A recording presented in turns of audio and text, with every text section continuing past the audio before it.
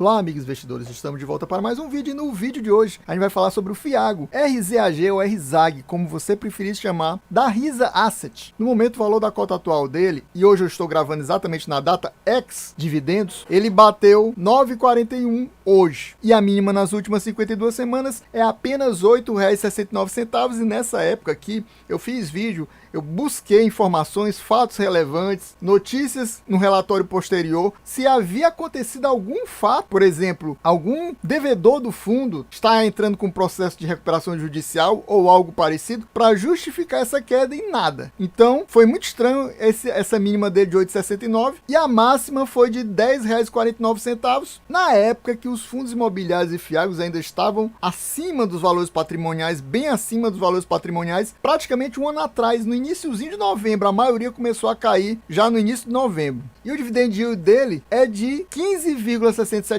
o que é um dividend yield ruim, considerando que ele é um FIAGO. Por isso eu trouxe até algumas informações para vocês lá, tiradas do site do Investidor 10, e a posição em termos de dividend yield do RZAG é apenas a 11ª posição, ou seja, tem 10 FIAGOs com dividend yield maior do que o RZAG. E olha que está 15,67 porque o fundo bateu esse 9,41. Antes da data X ele estava 9,70, ou seja, esse dividend yield teria sido menor ainda. A gente vê que a mínima dele foi aqui no dia 26 de abril, já está com um bom tempo, né? Mais de 6 meses atrás. E a máxima dele foi praticamente um ano atrás, no dia 4 de novembro do ano passado. Você vê que, ó, depois do início de novembro, ele caiu muito, ó, e ficou nessa faixa aqui, de 9,40, 9,50, que é basicamente o que ele tá hoje. Ou seja, depois dessa mínima que ele teve, ele voltou a subir aqui, ó, ficou 9,30, 9,20. Desde mais ou menos do início de agosto, ele tá nessa alta, digamos, dele. Ó, chegou a bater 9,80, 9,70 várias vezes, e agora tá 9,41 na data X. Fora esse detalhe que eu falei para vocês, que ele está na 11ª posição de dividend yield, ou seja, tem 10 FIAGOs com um dividend yield maior. Em termos de P sobre VP, ou seja, se ele está mais barato ou está mais caro, ele está na 11ª posição também como o FIAGO mais barato da bolsa. Ou seja, tem 10 FIAGOs mais barato que ele também. E em termos de patrimônio líquido, ele está na 4ª posição de maior patrimônio líquido. Só tem 3 FIAGOs maiores do que ele atualmente, que são exatamente o KNCA e o RURA 11 e o Vigia. Fora eles 3, ele é o maior. A gente vê que o valor patrimonial da cota dele é R$ 9,52. O P sobre VP deles está 0,99 no momento, ou seja, com 1% de desconto. Mas antes da data X, ele estava com 2% acima. Ou seja, essa data X fez ele ganhar um desconto de 3% em relação ao valor anterior. Isso pode indicar um bom momento de compra? Pode sim. Mas lembrando que aqui a gente não faz recomendação nem de compra nem de venda de nenhum fundo imobiliário, nem FIAGO, nem ação, inclusive o RZAG. Você vai pegar essas informações que eu estou passando, estudar melhor e aí sim você vai decidir se coloca ou não ele na sua carteira. E o patrimônio líquido dele, como eu falei, é alto, tanto que ele é o 4º maior FIAGO da bolsa, é 647 milhões, praticamente 648 milhões, o que eu considero um FIAGO de porte médio. Entre 400 e 800 milhões eu considero um FIAGO de porte médio. O valor de cotista dele é bom, ele já completou 2 anos na bolsa, tem 78 mil cotistas, é um dos FIAGOs mais antigos da bolsa. O dividendo dele, em média, nos últimos 2 anos, é de 12 centavos ao mês, e ele, nesse iniciozinho de novembro, vai pagar exatamente 12 centavos, ou seja, ele está distribuindo exatamente a média dele. A liquidez diária dele é de praticamente 2,5 milhões,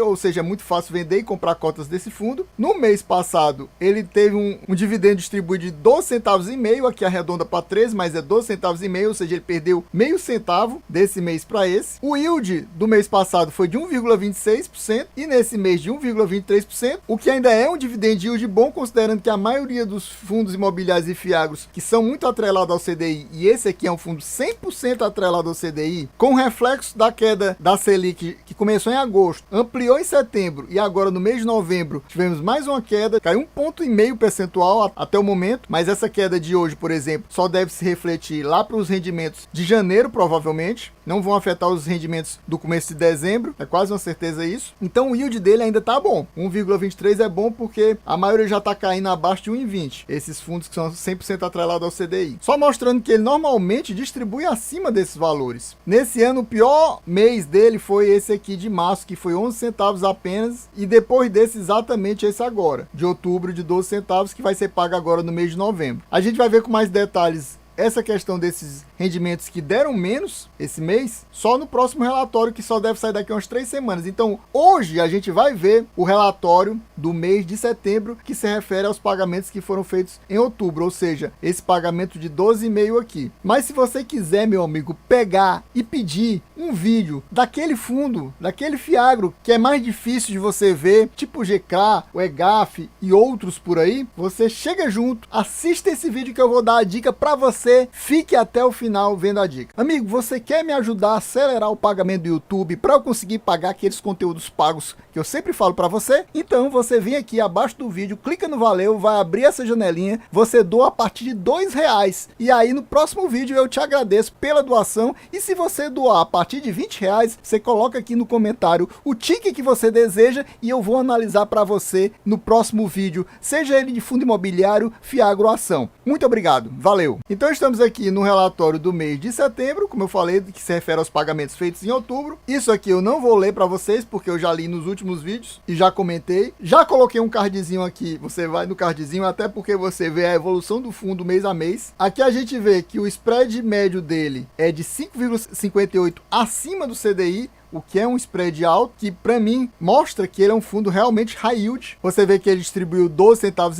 como eu falei para vocês, apesar lá no Status Invest mostrar 13, arredondando. Ele tem apenas 31 ativos, o que eu acho pouco. Vários fundos até menores do que ele já tem uma quantidade de ativos maiores, tipo 40, 50. Ele tem uma concentração alta, a gente vai ver isso daqui a pouquinho. Eu já falei no vídeo passado, esse que eu coloquei o card em cima, que ele tem dois devedores que são preocupantes, os percentuais. Os dois, na soma, dão quase 40% do fundo, exatamente, quase 40%. Quase metade do fundo é atrelado a esses dois devedores. A gente vai ver um detalhezinho daqui a pouquinho nesse relatório que fala de um desses devedores. A gente vê que o fundo é 100% atrelado, indexado ao CDI, como eu já tinha falado para vocês. A carteira dele é formada só por CRAs, Certificado de Recebidos do Agronegócio é 100% CRA, e esses CRAs são 100% atrelados ao CDI. E 99,72% do fundo está alocado, ou seja, tem um pouquinho, quase nada no caixa do fundo, mas ele está praticamente todo alocado já em CRAs. Aqui a gente vê a DRE do fundo. Eu não gosto dessa DRE dele porque é muito resumida, né? Ele simplesmente divide em total das receitas, soma todas as receitas, todas as despesas e dá o resultado. É chato porque a gente não sabe os detalhes. Você vê que as despesas são muito próximas o tempo todo, né? Olha, 862 mil, 805 mil, 864 mil. Praticamente não muda. O que está mudando é a receita. Você vê que nesses 2 meses de julho e agosto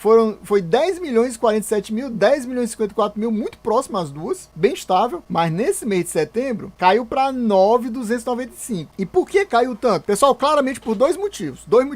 O primeiro, esse dividendo de setembro aí, que foi pago em outubro, como a gente falou, foi o primeiro que foi afetado pela queda da Selic que aconteceu no começo de agosto. Então esse começo de agosto se refletiu no mês de setembro, que foi pago em outubro. E o segundo motivo é que nesse mês de setembro foi uns meses que deu menos dias úteis do ano. Teve meses piores? Teve, mas esse aqui, se eu não me engano, foi só apenas 20 dias úteis. E em média chega a 22, 23 dias úteis no mês. E esse foi apenas 20 dias. Isso aí causa essa perda no rendimento das receitas. As receitas caem, obviamente o lucro cai. Por quê? Porque todo fundo que é atrelado a CDI, quanto mais dias úteis, mais recebe. Quanto menos dias úteis, menos recebe. E aí você vê aqui, ó, claramente também que nesses 2 meses os lucros foram muito próximos, 9 milhões e 185, 9 milhões e 245, e nesse mês de setembro o lucro foi bem menor, 8,431. Isso deu um resultado aqui por cota de cerca de 12 centavos e meio. E ele distribuiu o quê? 12 centavos e meio. Distribuiu mais do que recebeu, cerca de 1/10 de centavo a mais. Muito pouco, mas nesse mês a gente já viu, esse mês agora de novembro, a gente viu que o rendimento caiu mais meio centavo, ou seja, provavelmente essa receita aqui foi abaixo disso, e temos que lembrar, foi abaixo disso no mês que outubro. Esse rendimento que está sendo pago em novembro, agora que foi aqueles 12 centavos, se refere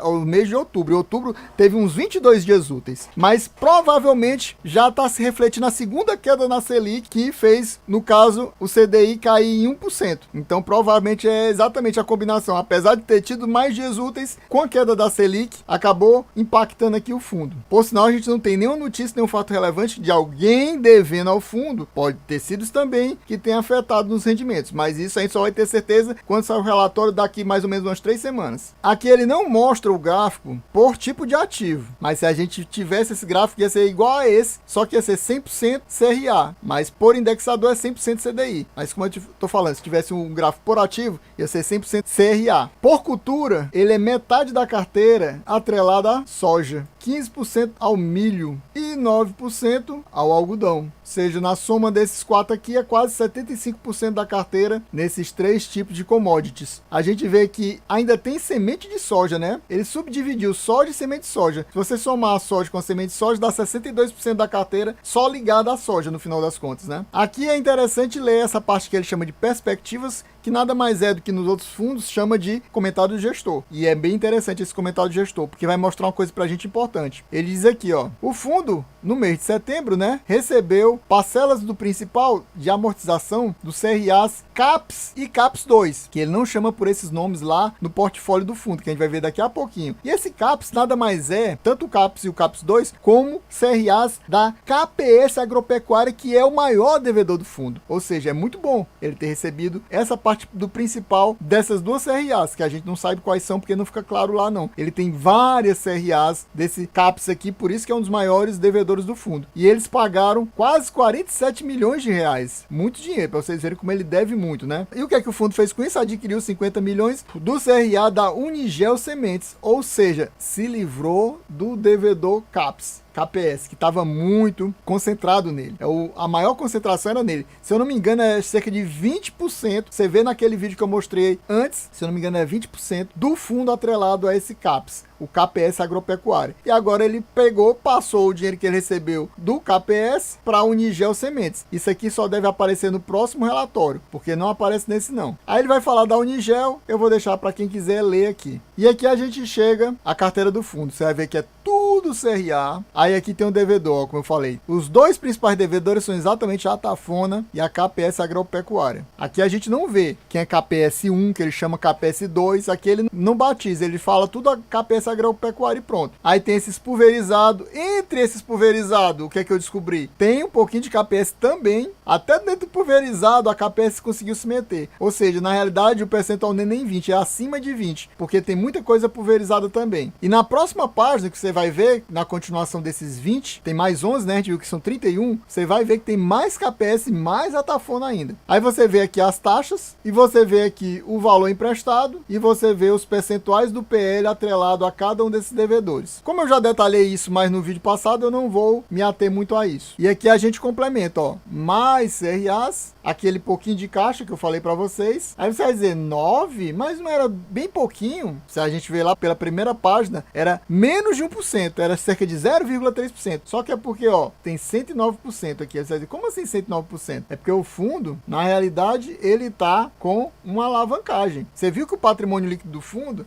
é 645 mais ou menos, aqui tá 709, ou seja, tá mais de 50 milhões acima. Por quê? Porque ele tá alavancado. Ele deve ter provavelmente uma compromissada reversa que ele não fala, ele não cita, mas ele tem uma pequena alavancagem do fundo de cerca de 9% do fundo de alavancagem. Aí a gente vê que, ó, tem mais Atafona, como eu falei, mais KPS, como eu falei para vocês. No próximo mês deve ter alguma redução disso aqui, porque como eles já pagaram parte da amortização, eu acho que vai haver uma redução nesse volume. Pode ser que alguma dessas KPS suma, né? E apareça aquela Unigel, que não aparece aqui. Que aquilo ali ele falou, deve ter sido feito tão no fim do mês que não chegou nem a entrar nesse relatório. Ou até foi feito no começo de outubro, antes deles lançarem um relatório. Porque esse relatório foi lançado já no mais ou menos lá pro dia 20 de outubro. Aqui você vê mais o indexador, aqui você vê o volume da dívida e o patrimônio líquido. E eu queria que você me dissesse aqui nos comentários se você possui o RZAG na sua carteira, se você está pensando em colocar o RZAG na sua carteira, que outro Fiagro você possui na sua carteira? Me diga aqui nos comentários. E se você gostou do vídeo, meu amigo, não deixe de se inscrever no canal, deixar aquele likezão, comentar também, ativar o sininho. É isso aí, valeu, até a próxima e